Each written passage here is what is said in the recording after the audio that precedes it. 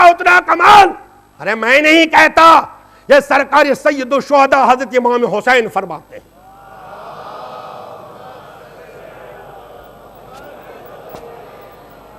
امام کا خادم ہے، سید ہے، خدمت کر رہا ہے، 40 سال سے قبر حسین کے پاس ہے، 40 سال سے قبر حسین کے پاس بیٹھا ہے، خدمت کر رہا ہے. ارے روزے کی خدمت، زائرین کی خدمت، آنے والوں کی خدمت، جانے والوں کی خدمت، کتنی خدمتیں کر رہا ہے.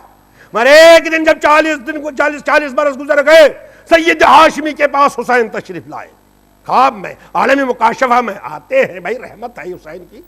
اور ایک مرتبہ حسین نے سوال کیا، سید ہاشمی میرے لال، تم تو میرے بیٹے ہو. کہاں؟ کہا کتنے دنوں سے میرے پاس ہو؟ کہا حضور 40 برس سے. کہا یہ بتاؤ اگر لوہے کو آگ میں رکھا جاتا ہے وہ کتنی دیر میں بدل جاتا ہے اور آگ سے کمال حاصل کرتا ہے اور آگ کی گرمی لیتا ہے؟ کہا حضور کچھ گھنٹوں کے بعد، 3 گھنٹے 4 گھنٹے کے بعد لوہے میں وہی صفت آتی ہے جو آگ میں، یعنی آگ کا کمال حاصل کرتا ہے. کہا چند گھنٹوں میں. کہا سید ہاشمی آگ کے پاس لوہا جائے اتنا سخت اور کمال حاصل کر کے پھر دوسرے کو جلائے، تم تو 40 برس سے میرے پاس ہو، ابھی تک تم نے کوئی کمال حاصل نہیں کیا، ابھی تک تمہارا دل نرم نہ ہوا، ابھی تک تم میں میری کوئی صفت نہیں آئی، ابھی تک تم میں میرا کوئی کمال نہ آیا.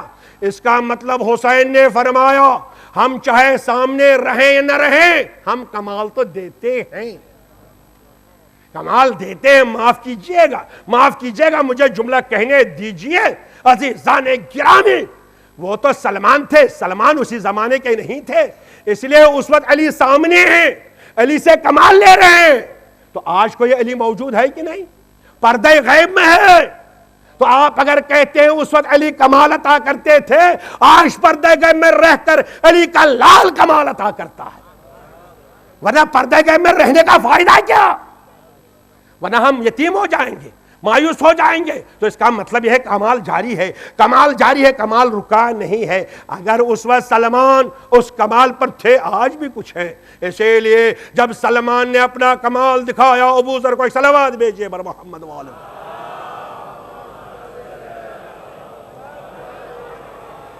میں نے تھکا دیا مگر آپ بہت دور دور سے آئے ہیں، اس جملے کو اپنے ساتھ لے کے جائیے گا، سوچتے جائیے گا.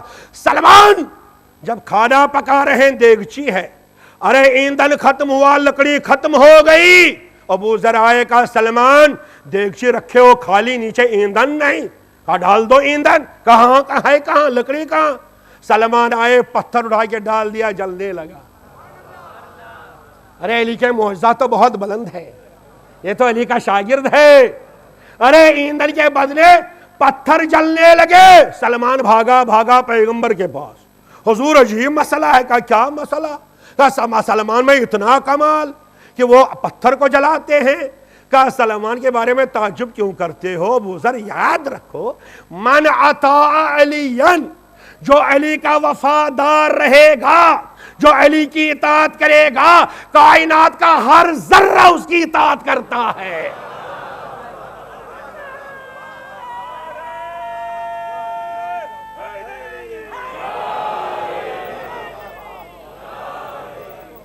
آپ کیا کہتے ہیں کہ علی میں یہ کمال تھا، علی میں یہ کمال تھا. ارے یہ تو معاف کیجئے گا، یہ تو بچوں کا درس ہے، یہ تو علی کے شاگردوں میں یہ کمال ہے. تو اگر سلمان اس وقت کمال لے رہے تھے، علی سامنے ہیں، کمال لے رہے ہیں، امامت سامنے ہے، کمال لے رہے ہیں، تو آج امام ہے کہ نہیں ہے؟ تو کمال بند ہو جائے گا. میں نے عرض کیا کمال فیض ہوتا ہے. پھر مثال دینا پڑے گا مجھے اپنے بچوں کے لیے. سورج نکلے گا، روشنی پھیلے گی، روکتا نہیں سورج اپنی روشنی کو، روک نہیں سکتا. یہ الگ بحث، الگ موضوع ہے، کیوں نہیں روک سکتا. اسی طرح امام پردہ غیب میں ہے تو کوئی کمال والا ہوگا مگر اس کا کمال اپنا نہیں. جتنی دیر آپ کے ساتھ رابطہ، جتنی دیر آپ کے ساتھ رابطہ اتنی دیر کمال. اور اگر کٹ گیا رابطہ، اب آپ کمال لینا چاہتے ہیں، چلیے کمال لینے آپ اور ہم بھی. عزیزان گرامی، سب سے بڑا کمال علم. چنانچہ نجف میں ایک شاگرد جو یہاں سے پڑھنے گیا، علم حاصل کرنے کے لیے گیا، لیکن بہرحال میری طرح اس کا ذہن کمزور رہا ہوگا. اور اس وقت جو علم دینے والا تھا، علی کا علم دینے والا جو تھا، دنیاوی علم کوئی بھی دے سکتا ہے، وہ شیخ انصاری ہیں، خاتم المجتہدین ہیں، جن کا نام شیخ مرتضی انصاری، یہ درس دے رہے ہیں۔ وہاں قاعدہ ہے، اصول ہے، طریقہ ہے، اسی طرح لوگ سامنے رہتے ہیں اور علماء درس دیتے ہیں، مجتہد درس دیتے ہیں، آپ سوال کر سکتے ہیں، وہاں پابندی نہیں، کیونکہ وہ مجلس نہیں ہوتی، وہ درس ہوتا ہے۔ اب یہ درس دے رہے ہیں، ایک صاحب ایک شاگرد بیچارہ کمزور ذہن اٹھ گیا، وہ اعتراض کر رہا ہے، اعتراض پر اعتراض، سوال پر سوال۔ اب اس کا سوال اتنا پھس پھسا ہوا کرتا تھا جیسے آپ سمجھئے کوئی ڈاکٹر آیا، وہ ممبر پر کہنے لگا پوچھو میں ہارٹ کا اسپیشلسٹ ہوں، میں بتاتا ہوں ہارٹ کیسے بدل دیا جائے گا، ہارٹ کی زندگی کیسے ایسا کرے گا اعلان۔ وہ عزیزان گرامی میں اب کوئی اٹھے گا، حضور یہ بتائیے کیٹ کی اسپیلنگ کیا ہے، بتائیے سوال ہے، مناسب ہے؟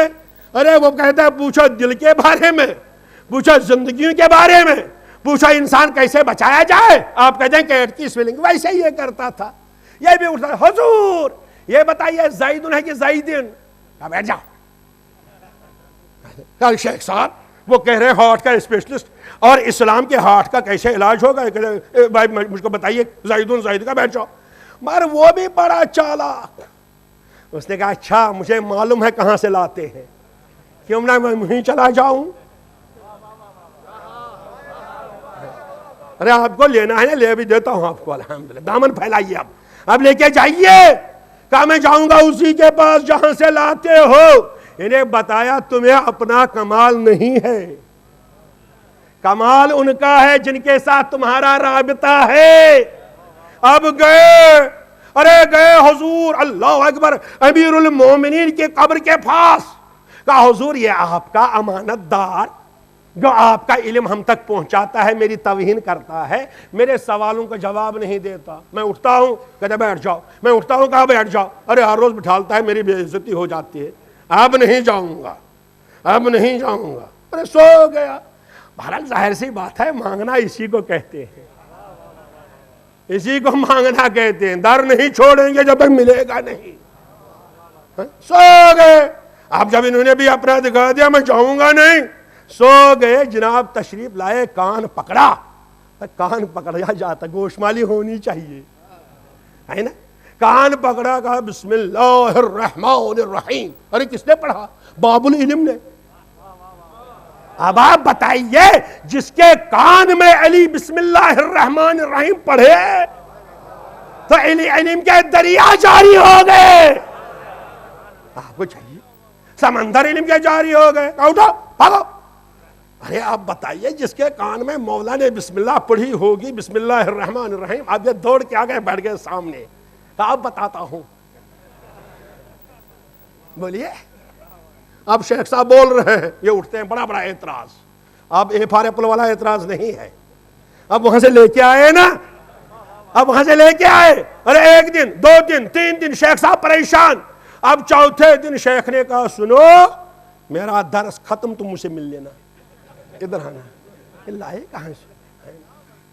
اب جب درس ختم ہو گیا کہا ادھر آؤ، بلایا، کہا کس بات پر دماغ خراب ہوا ہے؟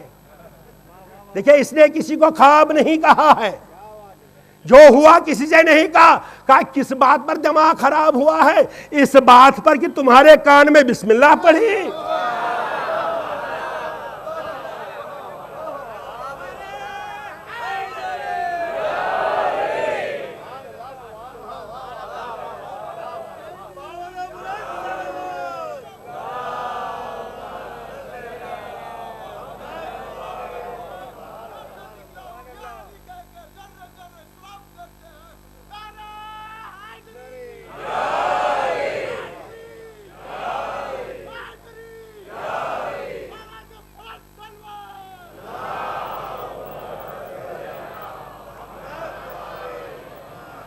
کس بات پر دماغ خراب ہوا؟ اس بات پر کان پر بسم اللہ پڑھی۔ سنو تمہارے کان میں بسم اللہ پڑھی، میرے کان میں سورہ حمد پڑھ چکے ہیں، مگر یہ بتا دیا دیکھو تم نے خواب نہیں بتایا، مگر دیکھو میرا رابطہ کتنا ہے، جو ہو رہا ہے مجھے بتا رہے ہیں. ایک صلوات بھیجیے پر محمد وآل محمد.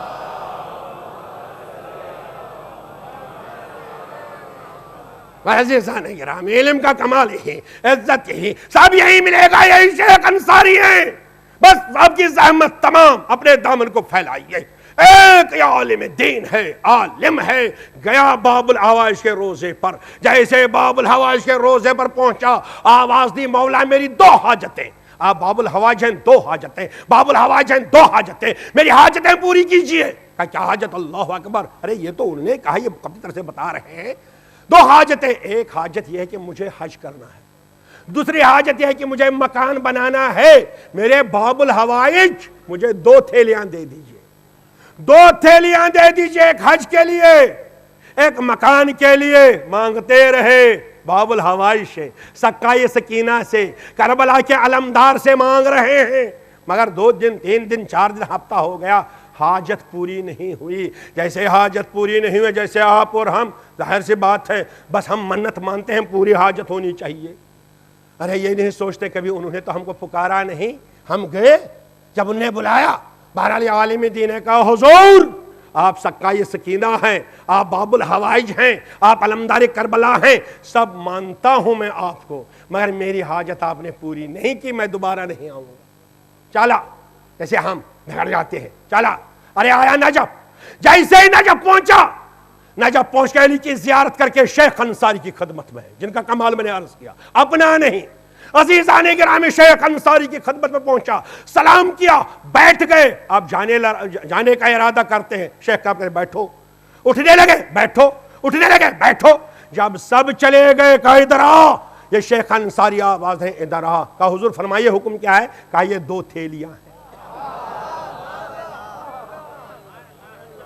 ایک سے حج کرو، ایک سے گھر بنا. کا مولا آپ سے جو کہا حضور آپ سے کہا کس نے؟ میں نے کسی سے نہیں کہا، صرف مانگا باب الحوائج سے. کہا جس سے مانگا اسی نے دیا، مگر میرے ہاتھ سے دے دیا. یہ تھا باب الحوائج، مگر میرے ہاتھ سے دے دیا، میرے ہاتھ سے دے دیا. مولا کیوں شیخ انصاری کے ہاتھ سے دیا؟ اللہ اللہ. ارے شیخ انصاری کا ہاتھ اتنا امانت دار ہاتھ ہے کہ اللہ اکبر. عزیزان گرامی، شیخ انصاری کا ہاتھ اللہ اکبر اتنا بلند ہاتھ، اتنا باوفا ہاتھ کہ اس کے ہاتھ سے آئیے. اسی لیے شاید عباس نے آواز دی، میرے ہاتھ تو کاٹے جا چکے.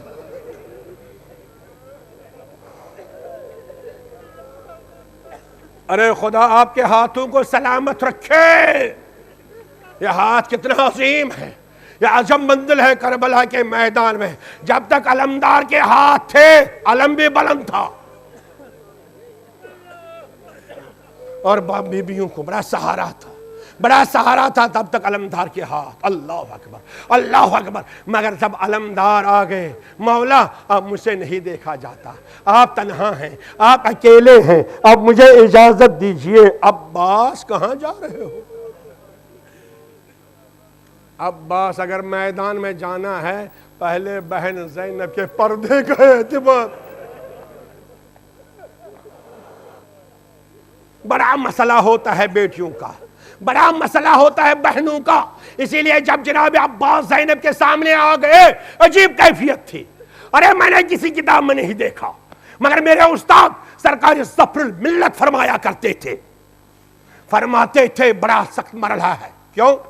اس لیے کہ ایک دن جناب پیغمبر نے اصحاب سے کہا آ جاؤ مجھے مجلس پڑھنا ہے. یہ مجلس ہے جناب پیغمبر کی. اصحاب کو جمع کیا اور اس کے بعد علی کو سامنے رکھا. علی میرے بعد ایسی ایسی مصیبتیں آئیں گی. کہا مولا صبر کروں گا. کہا سر زخمی ہوگا. کہا یا رسول اللہ میں صبر کروں گا. کہا علی اتنا ہی نہیں، حسن کے جگر مبارک کے ٹکڑے ہوں گے. کہا یہ صبر کروں گا حضور.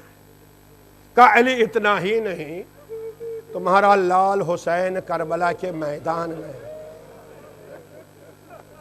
علی اکبر کے سینے پر برچھی دیکھے گا. کہا حضور صبر کروں گا. ارے عباس کے شانے کاٹے جائیں گے. کہا صبر کروں گا. یہ پیغمبر مجلس پڑھ رہے ہیں اور اصحاب سن رہے ہیں، علی مقابلے میں ہیں۔ ایک مرتبہ جناب پیغمبر نے اصحاب سے کہا، اے میرے اصحاب، اے علی کو سہارا دے دو، علی کو سہارا دے دو، اس لیے ایسی مصیبت بیان کرنے جا رہا ہوں، ارے خیبر شکن علی بھی برداشت نہیں کرے گا۔ کہا علی اتنا ہی نہیں ہوگا، بلکہ تیری بیٹی زینب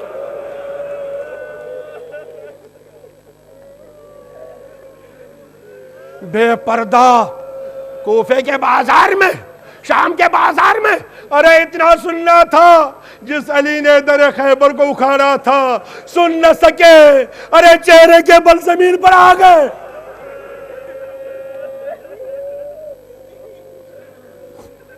یہ ناموس کا مسئلہ ہے، یہ عصمت کا مسئلہ ہے۔ خداوند عالم آپ کی بیٹیوں کی عصمت کو حفاظت رکھے، بہنوں کی عصمت کو بلند کرے۔ اس لیے عباس جب سامنے آ گئے، زینب تڑپنے لگی، اچھا بھیا جا رہے ہو تو جاؤ جاؤ۔ عباس چلے، جیسے زینب نے رخصت کیا سکینہ آ گئی۔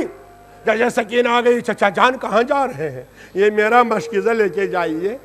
ارے عباس مشکیزہ لے کے چلے، علم لے کے چلے، مقتل کی طرف لے کے چلے۔ بس ایک مرتبہ سکینہ نے چھوٹے چھوٹے بچوں کو جمع کیا، جیسے چھوٹے چھوٹے بچوں کو جمع کیا، آواز دی، بچوں اب نہ رو، اب نہ رو، میرے چچا گئے، پانی ملے گا۔ جزاکم ربکم۔ علم کبھی اٹھتا ہے، کبھی گرتا ہے، کبھی اٹھتا ہے، کبھی گرتا ہے۔ جب گرتا ہے سکینہ کلیجے کو تھام لیتی ہے، پروردگار میرے چچا کی خیر ہو۔ عزیزان گرامی، مگر ایک مرتبہ جو علم گرا، علم گرا، مگر کس طرح گرا؟ ارے کس کی زبانی سناؤں گا؟ ارے کربلا میں ایک زائر تھا جو زیارت کرنے کے لیے گیا تھا۔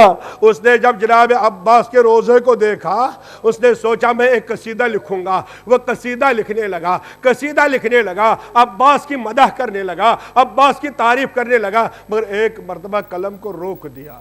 جب قلم کو روک دیا، کیوں؟ کہا میں عباس کی حد سے زیادہ تعریف کر رہا ہوں، عباس کی حد سے زیادہ مدح کر رہا ہوں۔ قلم کو روک دیا، مگر جب سب شب کو سو گیا، رات کو سو گیا، کہا میں جناب عباس تشریف لائے، کہا ارے زائر تم تو میری مدح لکھ رہے تھے، لکھا کیوں نہیں؟ تم تو میرا قصیدہ لکھ رہے تھے، لکھا کیوں نہیں؟ کہا مولا مجھے احساس ہوا میں آپ کو حد سے آگے بڑھا رہا ہوں، میں آپ کی زیادہ تعریف کر رہا ہوں۔ کہا میری ایک بات کا جواب دو، اس کے بعد پھر کہنا تم میری تعریف کر سکتے ہو کہ نہیں کر سکتے ہو۔ کہا مولا کیا؟ کہا یہ بتاؤ جب کوئی بلندی سے نیچے آتا ہے وہ کیا کر؟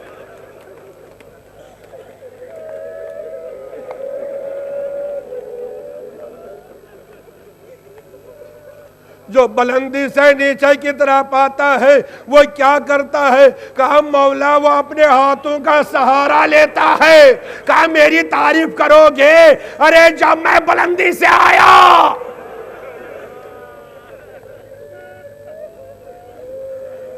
میرے شانے کہاں تھے، میرے بازو کہاں تھے؟ زمین کربلا پر عباس تشریف لائے۔ اللہ اللہ، میرا عزیزان گرامی، جناب زینب نے رخصت کے وقت کہا تھا بھیا میرے پردے کا محافظ کون ہوگا؟ یہی رات ہے جب ظالموں نے عباس کے سر کو نیزے پر بلند کیا۔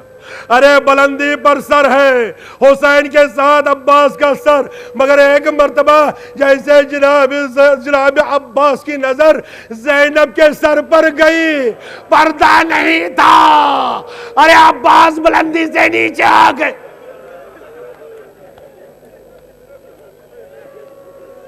عباس کا سر نیزے کی بلندی پر نہ رہ سکا، نیزے کی بلندی پر ٹک نہ سکا۔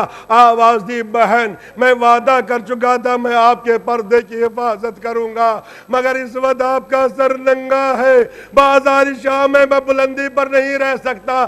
عزیزو آپ جانتے ہیں نا پھر عباس کا سر کہاں رکھا گیا؟ ارے ایک رسی ڈال کر گھوڑے کی گردن میں ایسی جگہ پر جیسے گھوڑا دوڑتا تھا، عباس کا سر اگر اتنی قربانیاں دی مگر جب لٹا ہوا قافلہ مدینے پہنچا اور ام البنین نے آواز سنی کہ قافلہ آ رہا ہے، اتنے میں جناب ام البنین آ گئی، دیکھا سنانے والا ایک سنائی سنا رہا ہے، آواز دے رہا ہے مدینہ والوں اب مدینہ رہنے کی جگہ نہیں، دوڑ کے آ گئی، اے سوار تو کیا کہہ رہا ہے؟ کہا اس لیے کہ حسین شہید کیے گئے۔ ارے حسین شہید کیے گئے، زینب، کہا زینب کا پردہ نہیں رہا۔ ارے ام البنین نے آواز دی عباس، ارے عباس تم تھے اور زینب کا پردہ نہ رہا۔ ارے سنانے والے نے آواز دی ام البنین صبر کرو، پہلے عباس کے شانے کاٹے گئے۔